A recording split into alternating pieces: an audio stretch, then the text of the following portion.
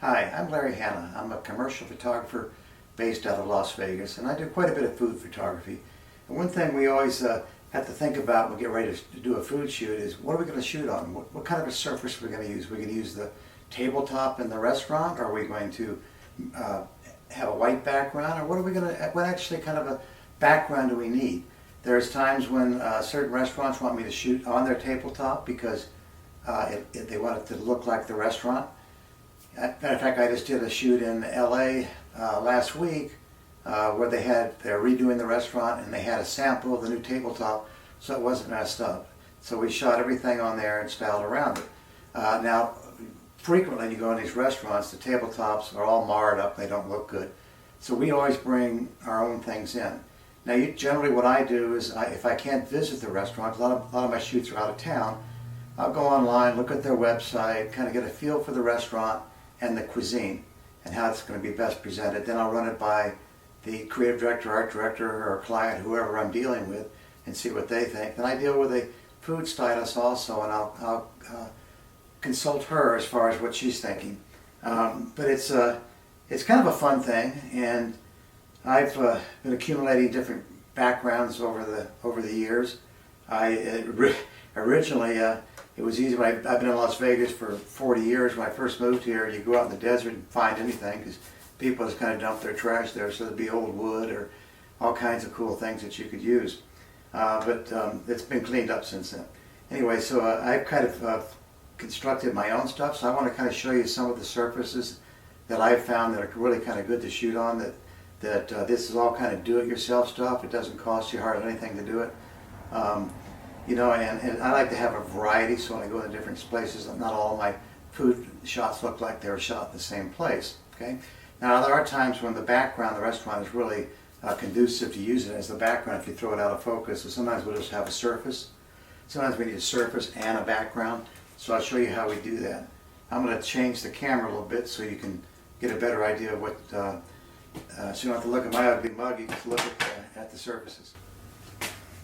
One of the things that I really like to use are individual pieces of wood that I can stack up like this, and they're easier for me to put in a stand bag or something, because I go on location, and all my work's done on location these days, and sometimes I have to, go by air, and it's easier if I have individual pieces to pack like this.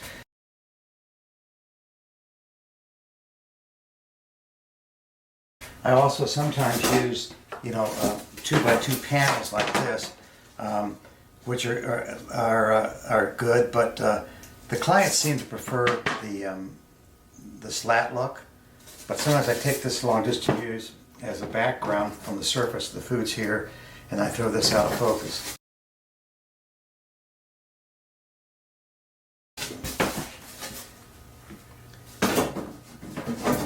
These boards are basically fairly inexpensive.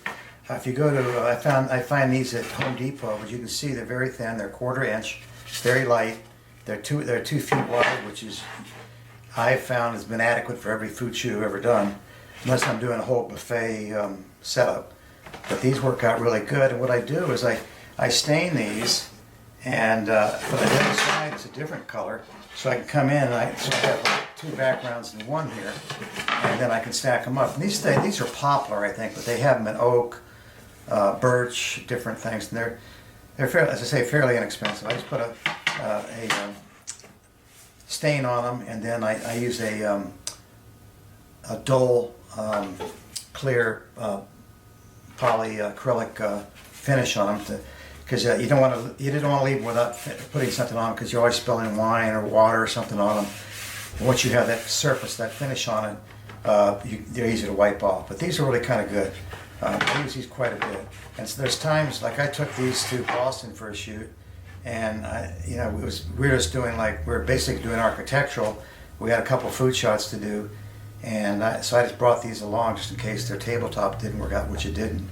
But I didn't have enough, so what I did was I just turned this one board up and made this the background, because if you're shooting at a 3/4 angle, a lot of times you're going to pick up background.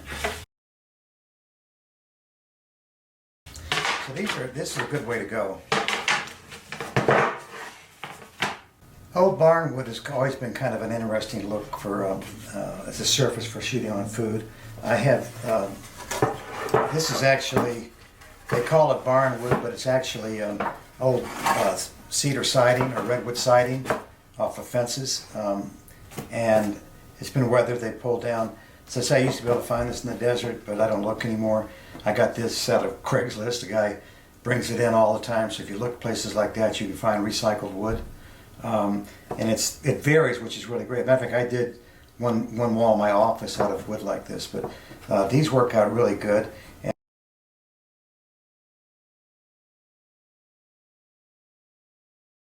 And what I've done also is the other side, I put a whitewash on it. I use milk paint, which is very thin. You can mix it up as thin as you want it. Comes in a powder form. You mix it with water, and you spread it on because it's somewhat translucent, so you get kind of an old look to it. There's 1,000 ways to do this. I got a ton of this stuff. I've used that quite a bit. Now I went to a time where I couldn't find the old redwood siding or fencing, so I made my own. So I went to Home Depot. I got, you can see it's still got the dovetail ear thing on it. It's basically redwood siding. This was brand new when I got it, and what I did, see, it's one side's a little rougher than the other, but what I did is there's a wood has tannins in it, and there's 1,000 tutorials on YouTube showing you how to do this. But basically, each wood reacts a little differently. So some woods have more tannin than others. So just to give it more tannins, you can take black tea and just wash it on the boards, let it set, dry. Then you take you can put any kind of metal, steel, in with white vinegar, and it creates iron acetate, and the iron acetate will react with the tannins and make it look dark. I use steel wool because it has more surface area than nails, and nails are more expensive than steel wool. So I throw steel wool into a jar full of white vinegar, let it sit overnight, and just put it on there, and it just changes like that. It's really kind of cool. So it gives that kind of old look. It's versus this is real. This is more weathered. It has a little more texture to it. But in shooting food, this looks almost as good. It's an easy way to go. It's kind of a fun thing to do. So.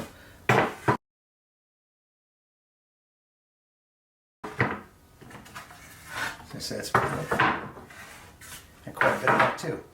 Here, and there's these panels. It's called hobby board at Home Depot, like those other boards I showed you. And there's usually a separate section, but it's very light, which makes it look nice when you're traveling and you got baggage fees that their airlines are screwing you with now. But these are pretty good. As I say, each side is a different color, so I can use them that way. And this is some other ones. There's different stains. You can buy those small little stain things and put them on there. And some of them I've even used the iron acetate trick on. Some more of this. Now these I just did recently. I kind of like this look. This is pine boards, 1x6, and I buy a 4-footer and have it cut in half, because 2 feet, as I say, is usually enough. And I basically beat it up with a chain. I got a big heavy chain, beat it up. Then I made a little board that has drywall screws in it to make. You can see all these little things like that. So I just go bang, bang, bang, bang. Hit that. It takes a lot of frustration out. And then stain it. A couple different times you stain it, and then sand it down and stain it.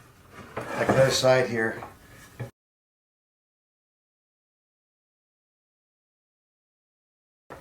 This one's even more different. This is basically redwood or cedar. I think it's redwood siding. That's very rough, resawn. But I use the other side here. This color here is actually just from the iron acetate. And then I kind of sanded it down to make it look a little rougher. But on this one, I did the same process as I did on this one. I beat it with a chain, I hit the thing with the drywall screw paddle to make the little dents, and then I put a gray stain on, and then I went over, I sanded it and put a darker stain that would go into the holes, make them stand out. Then I took my chalk paint and just kind of, with a very dry brush, and just came across it to make these streaks. And this photographed better than I thought it would, actually. I'll show you samples of all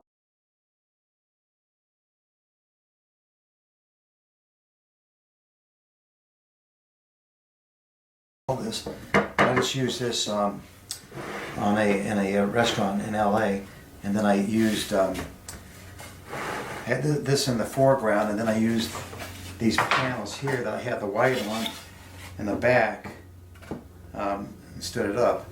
And the easy way to, how you do that, well, it's really easy. Basically, you bring a C-stand in, which is the greatest thing ever invented, and with a gobo arm on it. And basically, this one's up high. Okay.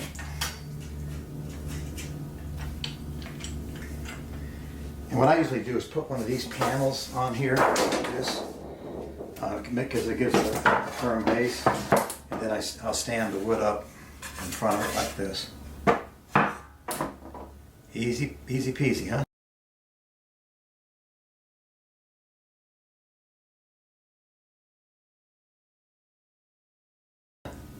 All right, oh, let me show you some of these other things I got here.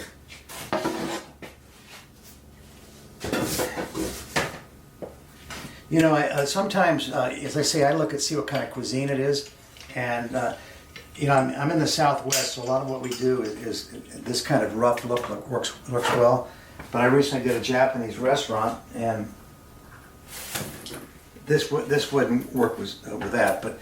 You know, so this is black plexiglass. You can get this on, well, I got it on Amazon, a 2x2 sheet, fairly expensive. It has two surfaces they come coated with this paper. You just peel one off, and because this stuff gets easy scratch, so when that one gets done, you flip it over and use the other side. But this is always a fun surface to shoot on. It's kind of tricky because it's like a mirror.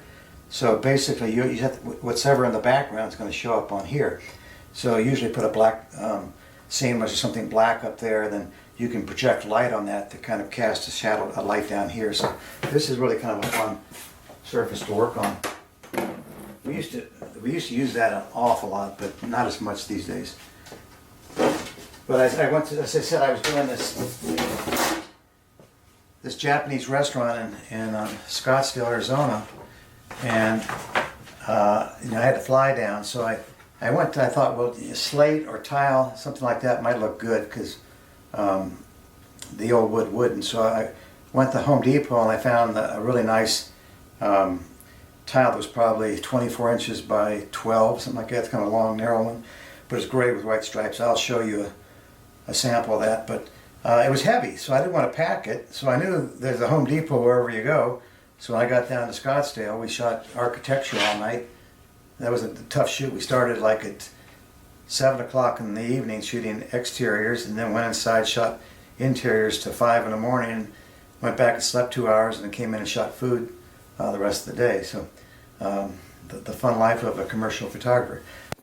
This is one of the shots I did using tile as the background. This was for a restaurant in Scottsdale, Arizona called Sapporo. It's a Japanese restaurant. It was one of the finest sushi chefs I've ever worked with.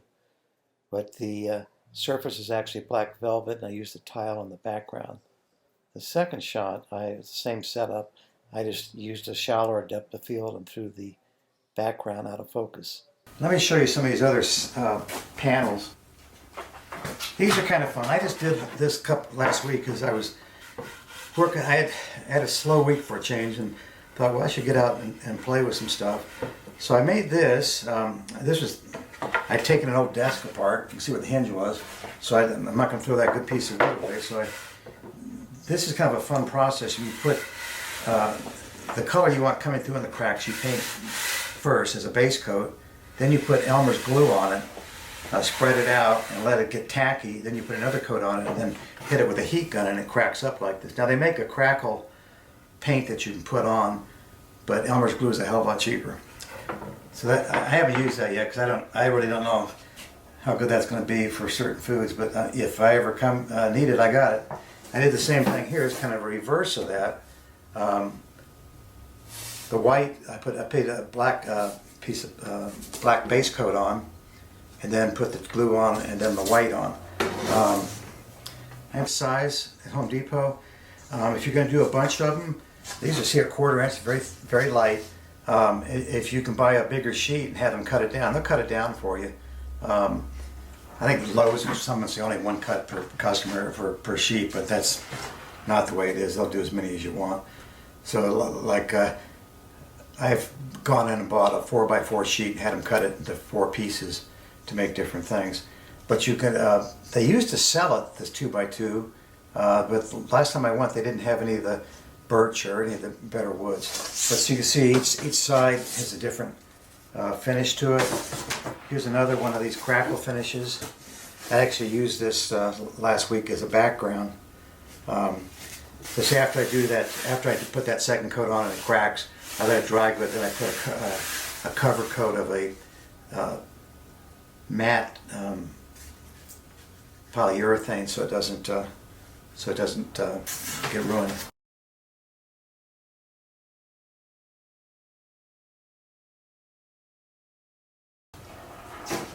Say another stain, another color, and then this is more of a gray. So I frequently will take a bunch of these, particularly if I'm working here in Vegas. I can put these on the bottom of my cart and they don't take up part of any room, so they're very easy to transport. Another good thing I like to use is slate. This is a 16 by 16 piece of slate.